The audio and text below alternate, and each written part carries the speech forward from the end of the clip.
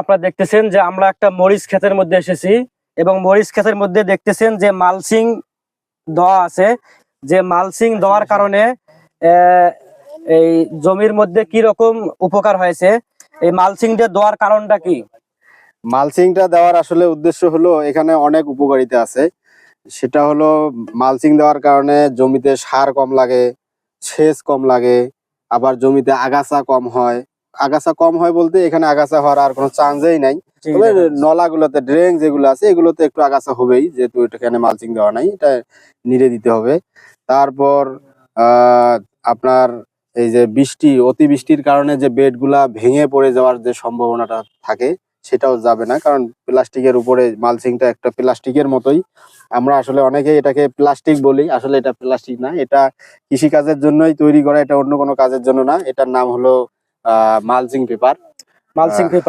Mulching পেপারে একটা জিনিস দেখা যাচ্ছে যে একদিকে কালো আর একদিকে একটু অন্য রঙা, দুই দিক যে দুই রঙা আছে, এটার একটু বিষয় জানতে চাচ্ছি।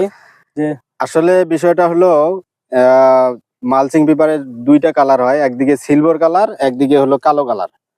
এখানে যে বিষয়টা থাকে সেটা হলো মালচিং পেপার যখন আমরা বিছাই, আমি একটা জমিতে দেখছিলাম যে কালো কালারটা উপর দিকে দিছিল।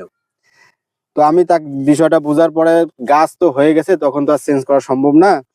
আসলে এটা হলো মালচিং পেপারটা সিলভার কালারটা উপরে দেওয়ার কারণ হলো এখানে যখন অতি গরম, অনেক তীব্র রোদ পড়বে, হ্যাঁ, ওই সময়ে রোদের যে তীব্রতা আছে, রোদের যে ইয়েটা আছে, এটা এখানে প্রতিফলন হয়ে উপরের দিকে চলে যাবে, মাটির মধ্যে হিট কম লাগবে, তাহলে মাটিটা অধিক গরম হতে পারবে না, যার জন্য মরিচ গাছের জন্য অনেক উপকার।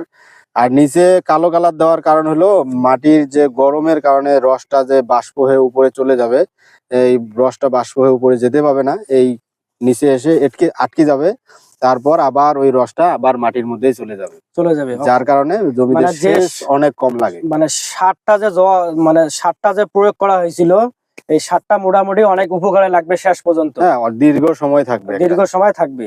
আর যদি মালচিং ছাড়া করা হইতো তাহলে দেখা যায় বৃষ্টির কারণে গাছের গোড়াগুলো শিকড় বাহির হয়ে, শিকড় গুলো দেখা যাইতো এবং গাছের যে পর্যাপ্ত পরিমাণে যে খাবারের যে চাহিদাটা থাকতো সেই চাহিদাটা মিটাইতে পারতো না। এই মালচিং এর কারণে বৃষ্টি যতই হোক না কেন মাটিগুলো সরে যাচ্ছে না এবং তার যে খাদ্যগুলো আছে পর্যাপ্ত পরিমাণে এই গাছগুলো খাদ্যগুলো গ্রহণ করে।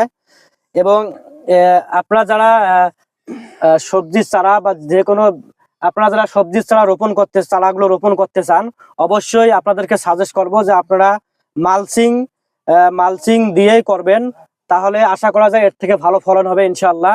মালচিং এ আরো বিভিন্ন প্রকারের উপকারিতা রয়েছে। এ বলে আমার ভিডিওটি শেষ করতেছি।